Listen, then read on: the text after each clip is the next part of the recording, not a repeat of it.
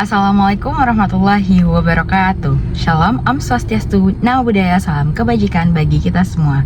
Halo semuanya, perkenalkan nama saya Muiza Najah Inaya dengan NIM B1A125014 dari kelas A Fakultas Hukum Program Studi Ilmu Hukum. Pada kesempatan video kali ini, saya akan menjelaskan materi dari bab 6 dari buku Kewarganegaraan yang berjudul Negara Hukum dan Penegakan Hukum dengan dosen pengampu Bapak Budi Ardianto SHMH. Selamat menyaksikan.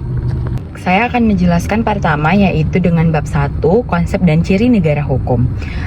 Negara hukum sendiri adalah merupakan terjemahan dari istilah Rechtsstaat atau Eropa kontinental atau rule of law yang menganut Anglo-Saxon. Inti dari negara hukum adalah bahwa penyelenggaraan pemerintahan didasarkan atas hukum atau supremasi hukum, bukan atas kekuasaan absolut. Kemudian, pilar utama negara hukum itu ada 3 prinsip dasar. Yang pertama itu ada supremasi hukum, ialah hukum adalah yang tertinggi dan tidak boleh ada kesewenang-wenangan yang ada di dalamnya. Kemudian yang kedua ialah kesetaraan di hadapan hukum atau equality before the law. Ini bermakna bahwasanya semua orang memiliki kedudukan yang sama di mata hukum. Kemudian yang ketiga ialah penegakan hukum dengan proses yang benar atau due process of the law. Penegakan hukumnya dilakukan dengan melalui cara yang tidak bertentangan dengan hukum, seperti kolusi, korupsi, dan nepotisme itu tidak boleh. Kemudian yang ketiga yaitu adalah jenis negara hukum. Jenis negara hukum juga dibagi menjadi 2, yaitu negara hukum formal atau klasik dan juga negara hukum material. Negara hukum formal sendiri muncul pada abad ke-19. Pemerintahannya bersifat terbatas, hanya sebagai penjaga malam yang berfokus kepada ketertiban. Kemudian negara hukum material ialah yang memiliki modern atau kesejahteraan. Ini muncul pada abad ke-20. Pemerintahnya berperan aktif dan mandiri untuk turut ikut campur dalam urusan publik demi mewujudkan kesejahteraan masyarakatnya. Dan ada ciri-ciri khas negara hukum. Nah, konsepnya tadi kan ada 2, yaitu Eropa kontinental atau Rechtsstaat dan rule of law atau Anglo-Saxon. Nah, ciri-ciri pokok dari Eropa kontinental tadi yaitu adalah adanya hak asasi manusia, pemisahan kekuasaan trias politika yaitu eksekutif, yudikatif, dan legislatif. Kemudian pemerintahannya berdasarkan dengan peraturan-peraturan, dan yang keempat adalah peradilannya yang administratif.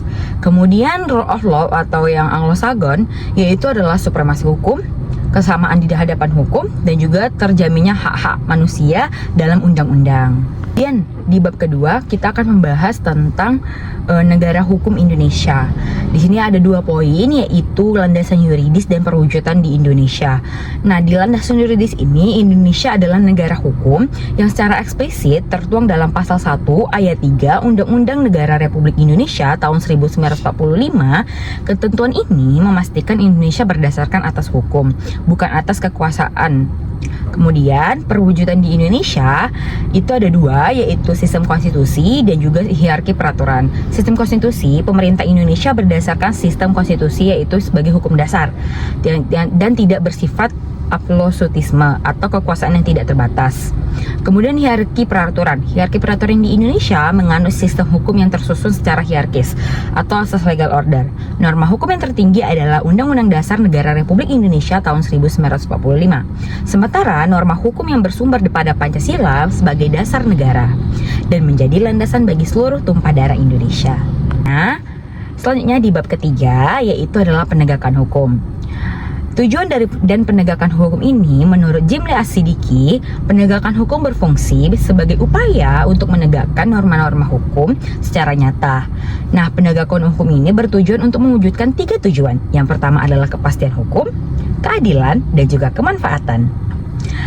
Kemudian cakupan dari penegakan hukum ini ada dalam arti sempit maupun dalam arti yang luas. Dalam arti sempit sendiri, penegakan hukum hanya diartikan sebagai law enforcement, yaitu penegakan aturan formal yang tertulis dalam peraturan perundang-undangan. Kemudian dalam arti yang luas pula, penegakan hukum ini mencakup penegakan aturan formal dan nilai-nilai keadilan, yaitu hukum material yang hidup di masyarakat. Kemudian faktor yang mempengaruhi penegakan hukum menurut Lawrence M. Friedman, keberhasilan penegakan hukum dipengaruhi oleh 3 komponen hukum yang saling berinteraksi.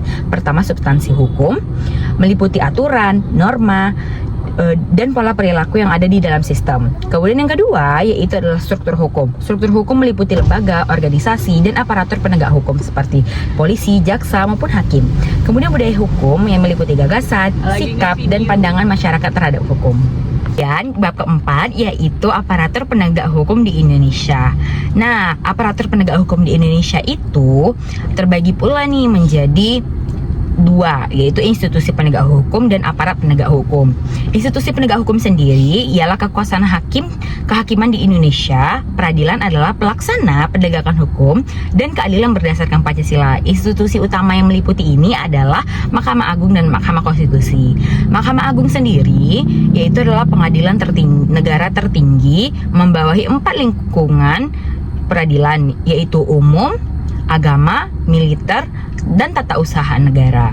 Kemudian Mahkamah Konstitusi yaitu adalah berwenang menguji undang-undang terhadap undang-undang dasar.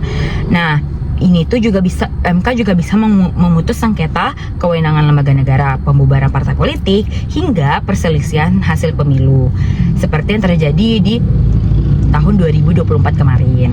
Kemudian adanya aparat penegak hukum maksudnya. Aparat penegak hukum ini adalah individu yang bertugas menegakkan hukum. Mereka meliputi hakim, polisi, jaksa, advokat. Nah, hakim sendiri ialah personel yang peradilan di bawah Mahkamah Agung dan Mahkamah Konstitusi yang menjalankan fungsi peradilan. Sedangkan polisi ini bertugas memelihara ketertiban dan tegaknya hukum di masyarakat. Kemudian jaksa ialah personel kejaksaan bertindak sebagai penuntut umum yang ada di peradilan. Dan yang advokat ialah berstatus sebagai penegak hukum, bebas dan mandiri. Serta petugas badan lain yang diberi tugas untuk penegakan hukum yaitu seperti penyidik KPK dan tugas dari Ditjen Imigrasi. Nah, itu tadi penjelasan dari bab 6 yaitu negara hukum dan penegakan hukum yang dapat saya sampaikan. Semoga teman-teman dapat memahami apa yang setelah saya sampaikan. Cukup sekian dan terima kasih. Wassalamualaikum warahmatullahi wabarakatuh.